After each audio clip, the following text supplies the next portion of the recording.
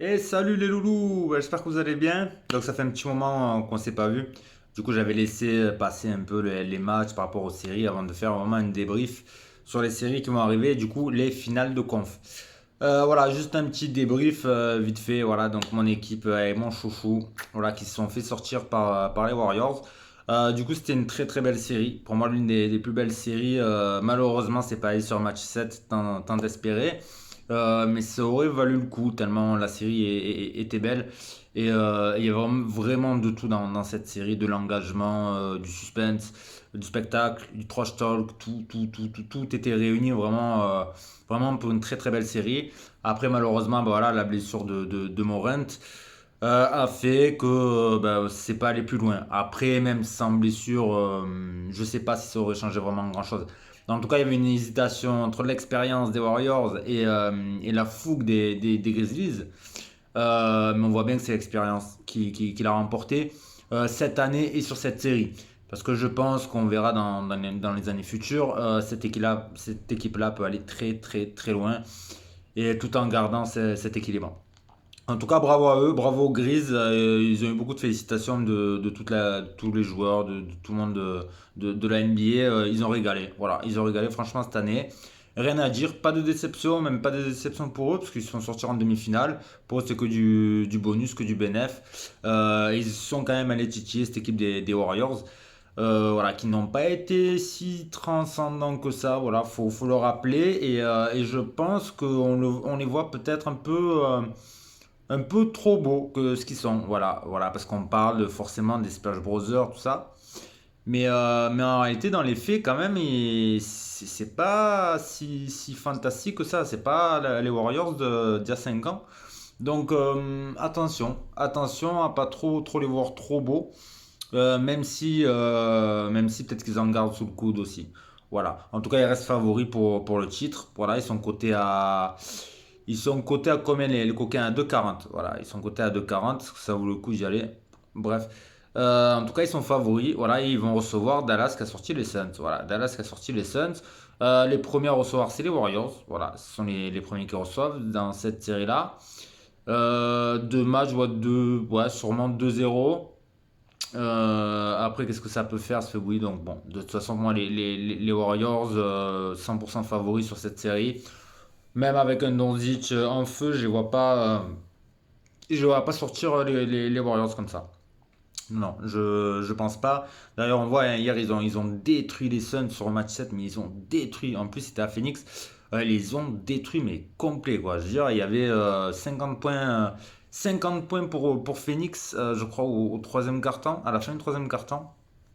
Et il y avait à un moment aussi 50 points d'écart dans le match. C'était énorme. Bref, voilà. Et ils ont sorti, en tout cas, non, je vois pas les Warriors faire une performance aussi foireuse qu'hier. Donc voilà. Donc voilà, c'est tout. En tout cas, voilà, pour moi, les Warriors favoris. Et ensuite, je vais à l'Est. Voilà, du côté de l'Est, ben, Boston qui a sorti hier les Bucks. Voilà, ils ont sorti les Bucks dans le match 7, malgré un Giannis stratosphérique qui a encore battu des records en playoff. Stratosphérique, mais ça n'a pas suffi. Voilà, ça n'a pas suffi. Il y a eu un Grant Williams en feu hier. Quand c'est pas lui, c'est Orford. Quand c'est pas Orford, c'est Tatum. Cette équipe est complète. Elle est complète, mais elle va se déplacer chez le 8. Chez le Miami qui auront 5 jours de repos de plus. Et c'est pas rien, 5 jours de repos, c'est quand on fait un marathon comme ça, quand on veut chercher un titre, 5 jours de repos, c'est pas rien. Et surtout des joueurs comme Butler, comme Laurie qui commencent à être un peu âgés, ça leur permet de souffler un peu et d'avoir un peu plus voilà, de tonus pour cette série qui peut s'annoncer longue aussi. Le Miami qui reçoit deux fois. Alors l'avantage des Celtics, on l'a vu, hein, ils sont allés gagner deux fois à Milwaukee, ils ont perdu deux fois chez eux.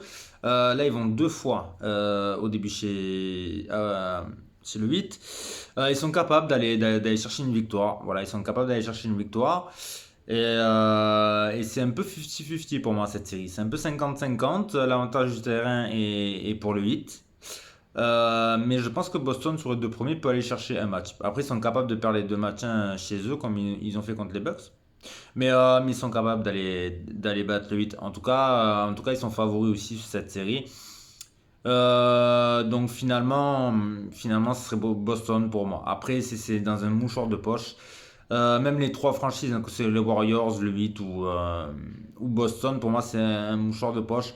Si je vais aller sur des signes, sur des trucs qui me rappellent que je vais pencher sur une finale, c'est vraiment mon instinct et mon intuition. Parce qu'après, je vous dis, pour moi, c'est 50-50. Je mettrais peut-être les Warriors pour moi, comme ça, de ce que je vois sur le papier. Mais de mon intuition, des signes qui me viennent comme ça, plusieurs trucs. Je verrai Boston. Ouais, je verrai Boston qui gagne contre les Warriors. Voilà. Donc, voilà, c'est ma petite prédiction. Chez les Warriors, il suffit qu'il y ait un blessé, il suffit qu'il y ait Thompson, Green ou Curry qui se blesse. Je pense que contre Boston ou contre le Heat, ça peut être très compliqué. Donc attention. Attention aux Warriors. On s'en souvient qu'en 2019, ils s'étaient un peu tous blessés contre les Raps et ils avaient perdu la finale. Donc attention. Donc voilà, moi je vois allez, je vais mettre comme ça pour l'intuition, je vais mettre Boston, côté à 3 et quelques. Voilà, voilà. Pour moi, ça sera Boston. En tout cas, finale de conf, allez, les Warriors contre Boston. Même si je le dis sur le papier, ça peut être aussi le 8. Parce que les matchs qu'ils font, ils auront 5 jours de repos en plus, ça serait pas illogique. Pour moi, tout ça c'est serré. Mais si je suis, voilà, mon intuition, pour moi, ça serait Boston. Voilà, ben on va voir les séries, puis on fait des briefs avant les finales NBA. Voilà, allez, ciao les loulous, bonne soirée.